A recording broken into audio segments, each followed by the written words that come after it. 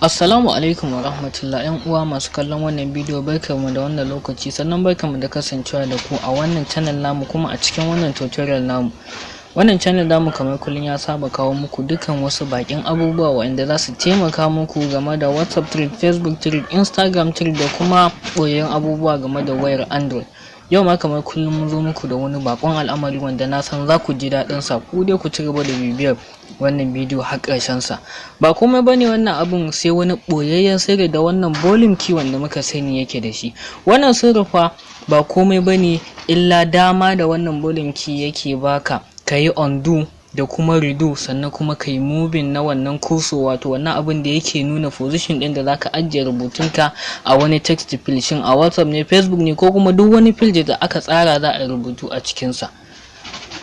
Da farko kafin mu je cikin tutorial din, zan so waɗanda suke baki a cikin wannan channel da su daure su danna mun subscribe, sannan kuma sai su taba alamar ƙararrawa, domin hakan ne zai sa ku dinga samun sababbin bidiyo na a duk lokacin da na dora. Application din da za mu yi amfani da shi yau shine wanda ake kira da suna tapping control. Da farko dai zaka je cikin Play Store naka ne ka ɗauko sa, ko kuma ka bi ta wannan link din da zan sa a description domin ka ɗauko shi cikin sauki. To amma ni ina da shi, don haka ba sai na ɗauko shi ba, don haka yanzu sai in je in buɗe shi kawai. Gashi nan wannan dinnan da kuke gani. To sai in je in shiga kansa kamar haka. To bayan na shiga cikin sa, idan kun duba ya bude mun page, daga sama an sa tapping control, a ƙasa an sa start service, a ƙasa an sa activate all apps. To anan idan ina so in fara aiki da shi, zan danna wannan ne, wannan alama ta start service zan danna shi ne. Idan na danna shi zai nemi cewa sai na je akan permission na waya, na nemi permission ya fara aiki, sai zai nuna muku gashi show the settings, sai ka tafi directly kan setting ɗinka. Kana zuwa accessibility, gashi nan tapping control yana off ne, sai ka shiga sai ka maida shi ya zama on. Kawai kun ga riga na kunna shi ya koma kore, kawai sai in dawo in ci gaba. To yanzu na riga na kunna, dan haka sai in danna shi haka. Na danna shi yanzu zai fara aiki kenan. To dole shi wannan yana da limited. Idan misali akwai wani tsari da suka yi wanda sai ka biya kuɗi ne za ka yi amfani gaba ɗaya application ɗin da suke wayanka, amma kuma na free kwata-kwata application guda 8 yake ɗauka. Idan mun duba an ka danna nan activate all app, gashi nan ya ga mana in za ka yi amfani da pro version dole ne sai ka siya, amma shi wannan free version application 8 yake amfani. To mu da muke ba wani chatting muke yi da yawa ba ko wani abubuwa da ya shafi yan kaɗan ne, don haka kawai sai ka danna nan close ɗin nan wadda take ƙasa nan daga hannun dama, ka zaɓi application ɗin da kake so ka yi amfani da wannan service ɗin. In na danna a haka yana accessing, yanzu gashi nan zai lalubo min dukkan wasu application da suke cikin wayana. Bayan ya gama sai in zaɓi wanda nake so in yi activating wannan service a cikin sa domin samun sauƙi na. To wayannan application ɗin duk gasu nan.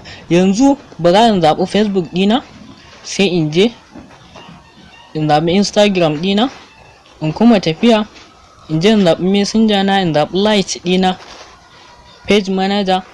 Duk sauran application ɗin da kaga dama za ka iya sassita musu, amma dai limit ɗinsa guda 8 ne, ba sa wuce guda 8. Sai in zaɓi WhatsApp ɗina, sai kuma YFS Office ɗina. Iya waɗannan ma sun ishe ni, kawai sai in ce OK.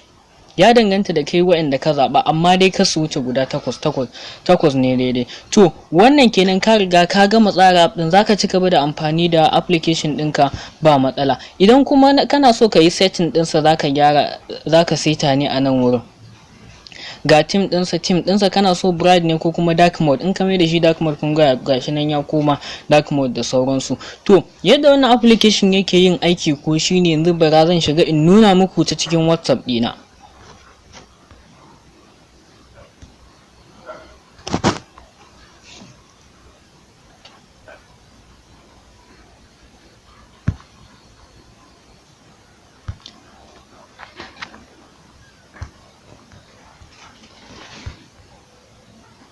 Yanzu misali nan nasa alhamdulillah.